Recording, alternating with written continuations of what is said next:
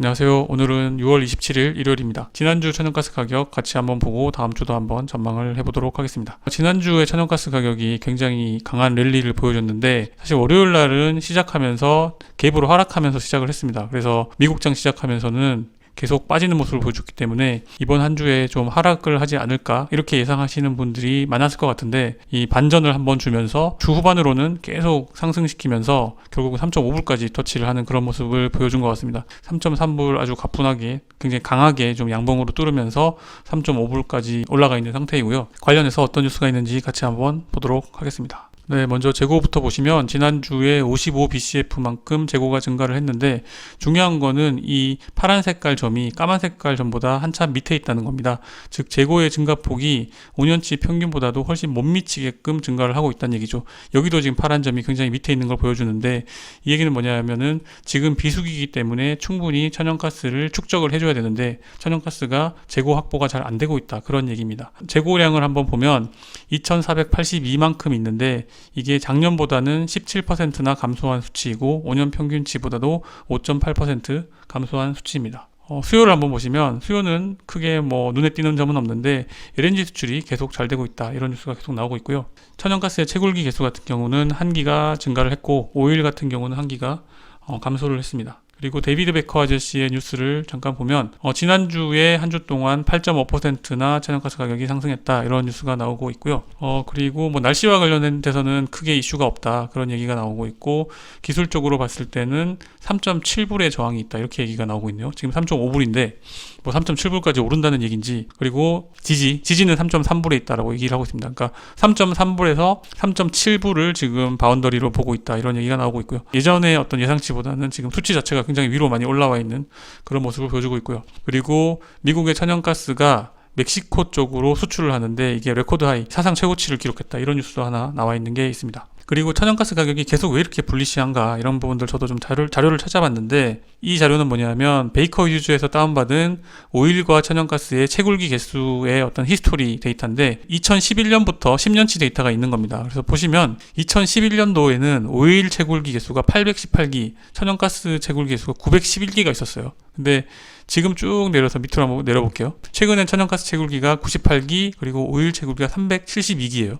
한 3년 전점으로 가보겠습니다. 2018년도만 하더라도 채굴기 개수가 지금보다 2배, 3배 이렇게 지금 많다라는 걸 볼 수가 있어요. 그러니까 이 코로나의 영향이 얼마나 컸는지 아시겠죠? 코로나가 한번 오면서 사람들의 활동이 위축되고 산업이 위축되면서 천연가스 채굴기 그리고 오일 채굴기가 굉장히 수가 가파르게 감소를 했는데 이 가파르게 감소한 수량을 지금 회복을 잘 못하고 있는 겁니다. 그래서 지금 어떻게 보면 글로벌리 모든 산업이 지금 공급 부족에 좀 시달리고 있는 게 아닌가 좀 그런 생각이 드는 것 같습니다. 요즘 반도체 수요가 많은데 반도체 공급이 부족해서 자동차를 못 만들고 있지를 않나. 그리고 목재 값이 폭등하고 철강이라던가 아니면 구리 가격도 다 폭등을 하고 있죠. 한동안 이렇게 수요가 줄어들면서 공급이 줄어들었는데 수요가 다시 올라오는데 공급이 따라오지 못하는 그런 지금 이슈가 계속 있는 것 같아요. 그러다 보니까 모든 원자재 가격이 다 오르고 있는 겁니다. 오일도 그렇고 천연가스도 그렇고 그러다 보니까 함부로 지금 매도를 잡기는 쉽지 않은 그런 상황이 돼버렸는데 천연가스 같은 경우는 또 특징이 있죠. 이 가스라는 것 자체가 부피가 굉장히 크기 때문에 저장을 하기에는 굉장히 좋지 않습니다. 오일 같은 경우는